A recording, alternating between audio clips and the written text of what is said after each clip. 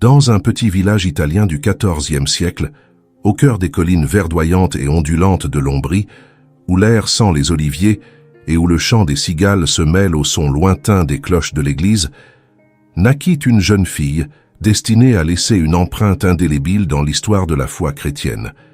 Voici le récit de Sainte Rita de Cassia, connue comme la sainte des causes désespérées, dont la vie fut un témoignage de foi, de pardon et de persévérance. Son histoire, entrelacée de miracles qui ont commencé avant même sa naissance, continue d'inspirer des millions de fidèles à travers le monde, qui voient en elle un exemple d'espoir dans les moments les plus sombres. Le miracle de la naissance. Au cœur du pittoresque Roccaporena, un petit village niché parmi les collines de l'Ombrie, vivait un couple âgé, Antonio Lotti et Amata Ferri. Leur maison en pierre, couverte de mousse et de lierre, se trouvait au bord d'un ruisseau dont les eaux murmuraient doucement en coulant. Bien que la vie au village fût modeste, Antonio et Amata jouissaient du respect de tous leurs voisins. On les appelait les pacificateurs de Jésus, un titre qu'ils avaient gagné grâce à leur capacité unique à apaiser les conflits qui éclataient fréquemment entre les familles de la région, une région où l'honneur et la vengeance familiale devenaient souvent la loi. « Amata », disait Antonio en regardant le coucher du soleil dorer les collines depuis le seuil de leur maison. « Dieu nous a donné tant de bénédictions, mais je sens qu'il nous manque la plus grande de toutes, entendre les rires d'un enfant dans cette maison. » Amata, les larmes aux yeux, acquiesçait en silence, partageant ce profond désir. Pendant des années, le couple avait prié avec ferveur pour la grâce d'avoir un enfant, mais à mesure que les années passaient et que l'âge affaiblissait leurs forces, cet espoir semblait de plus en plus lointain. Les hivers passaient, froids et solitaires, et les prières du couple montaient vers le ciel avec une douleur qu'eux seuls pouvaient comprendre. Une nuit de printemps, tandis que le village dormait sous un ciel étoilé, Amata fit un rêve si vif qu'il semblait réel. Un ange, rayonnant de lumière, descendit du ciel avec un sourire paisible et lui parla d'une voix qui résonnait comme une musique céleste. « N'aie pas peur, Amata. Dieu a entendu tes prières. Tu auras une fille et elle sera une lumière pour beaucoup. À travers elle, Dieu montrera sa puissance et sa miséricorde. » Elle se réveilla en sursaut, le cœur battant et une sensation de chaleur dans la poitrine.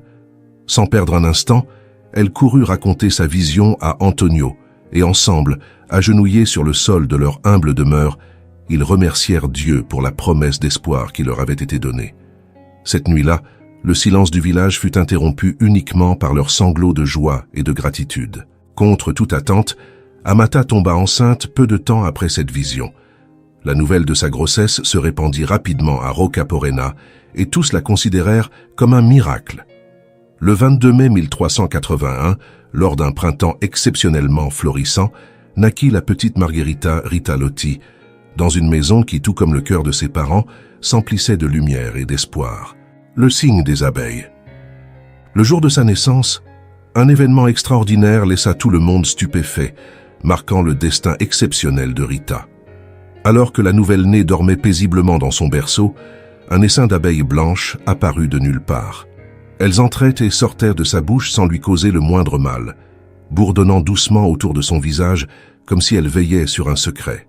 Les voisins, attirés par l'agitation, se rassemblèrent autour du berceau, murmurant de surprise et de crainte. « Nous n'avons jamais vu une chose pareille !» s'exclama une vieille femme, son visage ridé éclairé par la lueur vacillante d'une bougie. C'est comme si les abeilles déversaient de la douceur sur ses lèvres. Cet enfant a un destin particulier. Certains villageois interprétèrent l'apparition des abeilles comme un mauvais présage. Mais Antonio et Amata y virent un signe divin. Pour eux, les abeilles n'étaient qu'un symbole de la pureté et de la douceur qui accompagnerait Rita tout au long de sa vie, un signe que Dieu avait un but particulier pour leur fille. À partir de ce jour, l'histoire des abeilles devint une légende locale, racontée encore et encore autour des feux de camp durant les froids hivers. Une enfance de prière et de réflexion. Dès son plus jeune âge, Rita montra une inclination particulière pour la vie spirituelle.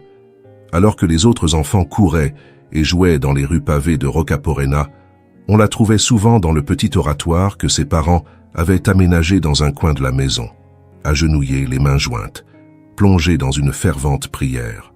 Ses parents observaient avec étonnement la dévotion de leur fille. se demandant comment une enfant si jeune pouvait éprouver une foi aussi profonde. Un jour, alors qu'elle n'avait que 6 ans, Amata la trouva agenouillée devant un crucifix en bois sculpté, murmurant des prières, les larmes aux yeux.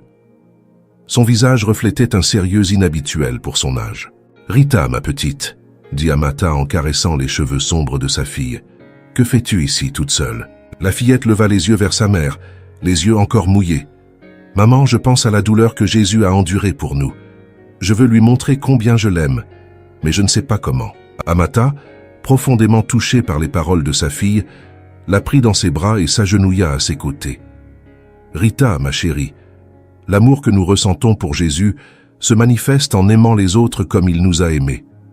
Chaque acte de bonté, chaque parole aimable, chaque moment où nous pardonnons à quelqu'un est une façon de lui montrer notre amour. » Ces mots marquèrent profondément Rita.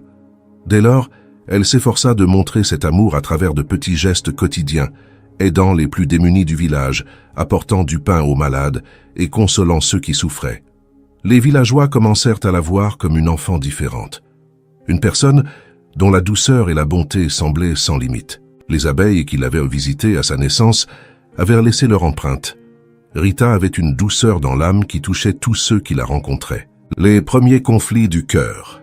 Lorsque Rita atteignit l'adolescence, sa beauté et ses vertus ne passèrent pas inaperçues à Rocaporena et dans les villages voisins.